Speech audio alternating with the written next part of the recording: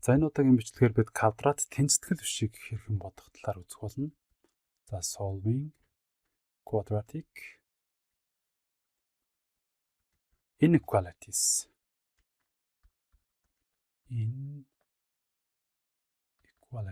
Өөрөөр хэлбэл тэнцүү бишүүд, тэнцэтгэл бишүүд. За тэгэхээр тэнцэтгэл бишийн талаар ярихын тулд би эхлээд тэгштгэлийн талаар ярих хэрэгтэй болно. За тэгвэл ax квадрат дээр нэмэх нь bx нэмэх нь c тэнцвүүдийг буюу квадрат тэгштгэл маань бол ерөнхий хэлбэрээр байлаа гэж бодоход үүнийг одоо графикийн аргаар бодохоор юу болдог вэ гэдэг талаар ярилцъя. Тэгэхээр графикийн аргаар бодно гэдэг маань бол y тэнцүү. За эндээс үүнийг бол y тэнцүү ax квадрат дээр нэмэх нь bx дээр нэмэх нь c гэдэг зүүн талынх нь график байгуулад өөрөөр хэлбэл тэнцвүүгийн тэмдгийн зүүн талын дараа нь тэнцвүүгийн тэмдгийн баруун талын y тэнцүү тэг гэсэн энэ хоёр графикийг байгуулахад огтлцож байгаа x-ийн цэгийн координатыг хэлж яана гэсэн. X-ийн цэгийн координатыг. Тэгэхээр би энийг за ингээд бүдүүн тойм байгуулах юм бол энүүд хэвтээ тэнхлэг буюу x дээшээгээ босоод тэнхлэг буюу y байна тэ. Тэгэхээр y тэнцвүүдийг бол өөрөө энэ болчихно гэсэн үг. За шараар зурх юм бол энэ бол y тэнцүү тэг буюу хэвтээ тэнхлэг өөрөө болчихно гэсэн үг. Нэг байсан бол би яг нэгээр огтцуулаад ингээд хоёр байсан бол ингээд зурна гэсэн үг. Тэ y тэнцүү хоёр байсан бол.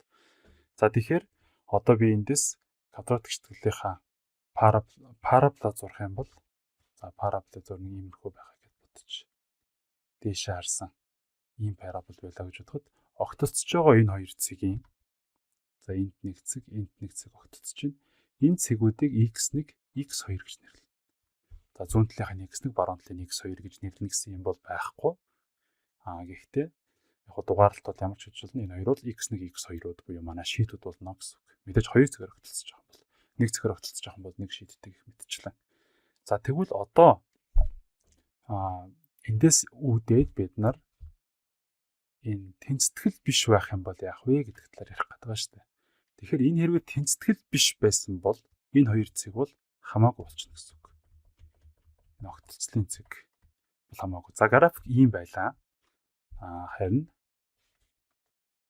тэнцвүүгийн тэмдгийн оронд бол одоо энд өөр тэмдэг байна гэсэн үг. Энд ямар тэмдэг байх вэ гэхээр дөрвөн ширхэг тэмдэг байж болно. Нэгт нь ийм тэмдэг. Эрс их байж болно. Эрс их буюу тэнцүү байж болно. Эрс бага байж болно. Эрс бага буюу тэнцүү байж болно гэсэн юм үндсэн дөрвөн тэмдэг байна. За тэгэхээр эрс их тохиолдолд энэ нь юу гэсэн үг юм бэ гэхээр за ингээд графика байгуулахад за парабол нь их талтай байна шүү дээ, тийм. Тэгэхээр парабол нь дээдлэлтэй байх яг ингээд энэ хэрэг ингээд байгуулахад парабол нь дээдлэлтэй байх. Өөрөөр хэлбэл энэ y-ийнхаа дээдлэлт утгууд нь гарч байгаа бүх x-үүд энэний шийд болно гэсэн үг. Өөрөөр хэлбэл парабол бол дээшээ харсан болохоор хамгийн бага цэг нь бол энд байгаа энэ орой байна, тийм. Орой буюу vertex бол хамгийн бага утга нь болно гэсэн үг. Vertex-аас хоёр дэшээ өгсөж явж хагаад яг энэ хоёр цэг дээр дахиад огтлцож байгаа. Өөрөөр хэлбэл яг энэ хоёр цэг дээр утга нь хоорондоо тэнцэж байгаа гэсэн үг. Энэ хоёр цэг дээр ингэж очихынхоо өмнө бол параболын утга дандаа утга гэдэг нь юу гэсэн үг вэ гэхээр энэ цэгийнхаа y координатыг хэлж байгаа шүү дээ, тийм. Энэ цэг энэ бол ингээд байнга y-аас бага байгаад байсан. Энэ дээр хурж ирээд яг тэнцээд үүнээс дэш бол ихсэж байгаа. Тэгэхээр энэ утга маань бол эрс их гэж байгаа болохоор энд x1, энд x2 байгаа гэж бодъё. За эндээс би шийдийг бичих юм бол энэ бол x нь хасах x1-ээс эрс бага.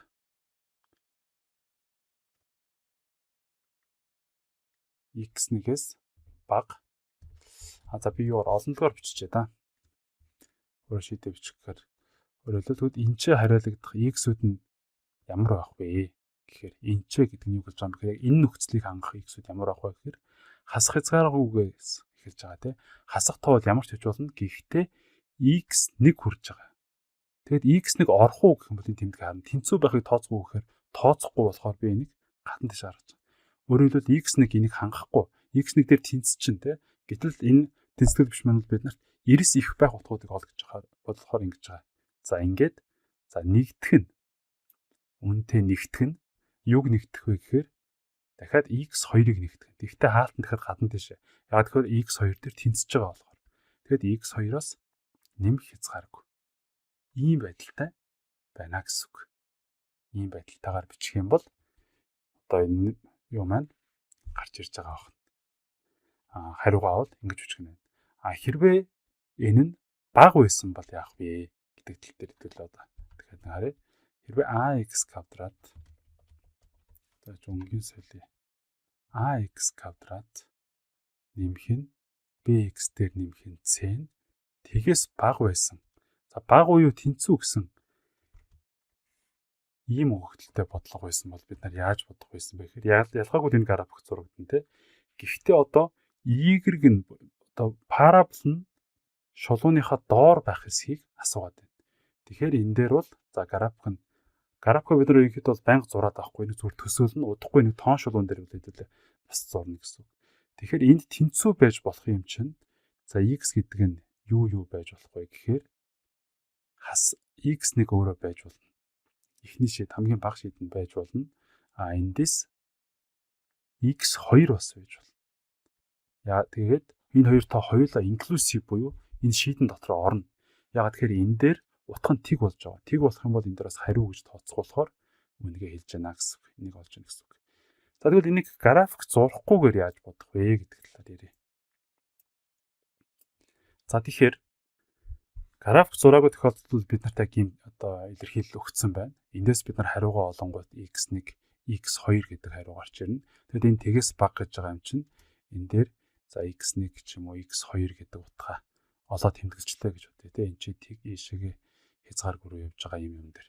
Тэгэнгүүтээ хүмүүсийн гаргадаг алдаа ер нь юу вэ гэхээр энээс ч бага гэж зөвхөн энэ хариу нь болно гэж бодох гэдэг. Тэгэхээр энэ бол яг үнэндээ биш юм аа. Энэ бол хоёр тусдаа юм биш. Өөрөө ямар график зурагдах вэ гэж бодох юм бол хэрвээ координат систем байсан бол ийм парабол зурагдах гэдэг шүү дээ. Энэ хоёрыг хоёуланг нь нөхөлдөг. Тэгэхээр энэ хоёрын хоёулынх нь тэгээс бага байх завсар бол энэ завсар болоод. Энэ завсар болоод. Энэ хоёрын хоорондох завсар. Тэгэхээр энийг ер нь яаж бас шинжилдэг вэ гэхээр за өнгийг өөрчилчихье.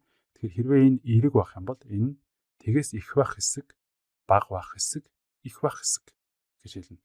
Тэгэд энэ тэгээс бага байх хэсгийн шийд болж авах гэдэг шүү дээ.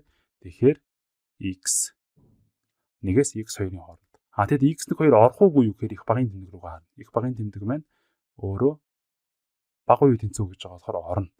Ингээ битгүү сурна гэсэн. Орохгүй байсан бол за тэг дээр байгаа шиг ийм доторт нь хоосон тэмдгээр тэмдэглэдэг те. Дахиад энэ дээрээ яг ярьсан дээрээ дахиад тоон шулуун дээр хэрвээ x квадратын уртлынх нь хасах байвал энэ бас шал өөр зүйл болно. Нэмэх нь bx нэмэх нь c. За bc-ийн тэмдэг бол энд бол нэг тийм сонирн бол биш. За ийм байх юм бол одоо x квадратын өмнө хасах тэмдэг байх юм бол энэ бол доошоо харсан парабол байна. Тэгэхээр үүнийгээ олоод хэдүүлээ x1 x2 гэх тоон шулуун дээр байгуулсан.